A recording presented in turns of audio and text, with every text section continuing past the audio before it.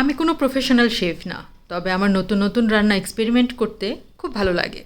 এই রেসিপিও আমার এমন একটি এক্সপেরিমেন্ট যেটা দেখতে মেক্সিকান ট্যাকো আর খেতে ইন্ডিয়ান আলু পরোটার মতো। বলতে পারেন এটি একটি ফিউশন রেসিপি।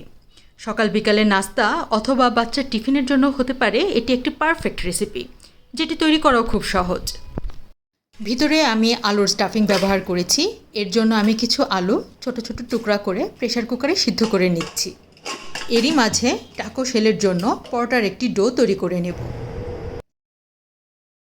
ডোটি তৈরি করার জন্য প্রথমে নিয়ে নিচ্ছি ময়দা বা আটা, এরপরে দিয়ে দিচ্ছি একটু লবণ, একটু চিনি আর গরম পানি।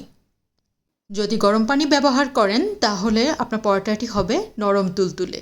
যদি কেউ সেটি না চান তাহলে এটি স্কিপ করুন। গরম পানির পরিবর্তে ঠান্ডা পানি ব্যবহার করতে পারেন।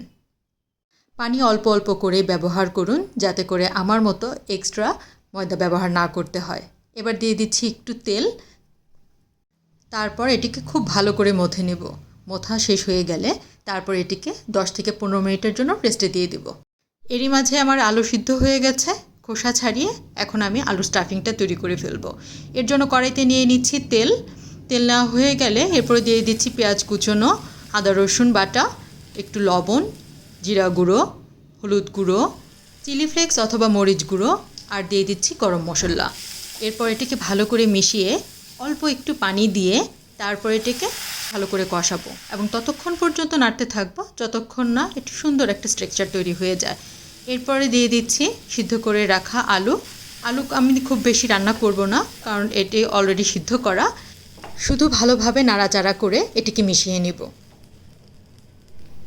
এবার আমাদের টাকো শেলগুলো তৈরি করে নেওয়ার পালা। এর জন্য একটি সমতল জায়গায় আমি কিছুটা তেল ছড়িয়ে নিচ্ছি যাতে করে ডোটি আটকে না যায়। এবার একটি ছুরির সাহায্যে এটিকে সমপরিমাণে ছোট ছোট টুকরো করে নেব। তারপর এটিকে ছোট ছোট বলের শেপ দিয়ে নেব। আমাদের বাসায় এটিকে বলতো গুচি, কিন্তু আমি এখনও জানি না আসলে এটিকে কি বলে। যদি কেউ জেনে থাকেন তাহলে আমাকে কমেন্ট বক্সে অবশ্যই জানাবেন। এবার গুচিটি বেলে নেওয়ার পালা। এর জন্য আমি উপরে একটু তেল ছড়িয়ে দিচ্ছি। এতে করে ডোটি আরও সফট হয়ে যাবে এবং খুব সহজে বেলে নেওয়া যাবে। খুব বেশি মোটা বা খুব বেশি পাতলা করব না।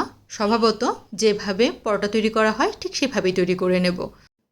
তৈরি করা হয়ে গেলে এটিকে খুব হালকাভাবে এপিট ওপিট করে ভেজে নেব, কারণ পরবর্তীতে এটিকে আমাদেরকে ভাজ করতে হবে। ভাজা হয়ে গেলে আলুর যে স্টাফিংটা তৈরি করে রেখেছিলাম তা অর্ধেকটাতে ঠিক এইভাবে আঙ্গুল দিয়ে চেপে চেপে লাগিয়ে দেব।